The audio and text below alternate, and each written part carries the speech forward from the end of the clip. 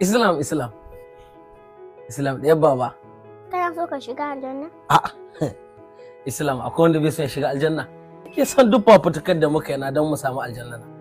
Manzon Allah sallallahu alaihi wasallam ya ce, la yadkhulu jannatu bahidu.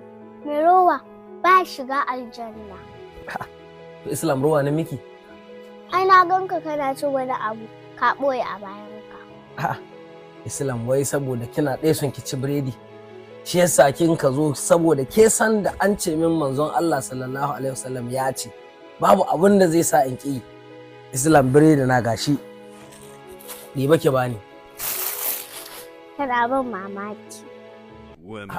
To kuma Islam ya an kake ta da biredin?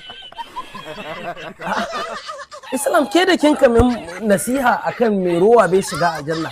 Na ɗauko na baki ki ba kuma ke wuce. Wannan faɗakarwa da wayo ne Islam.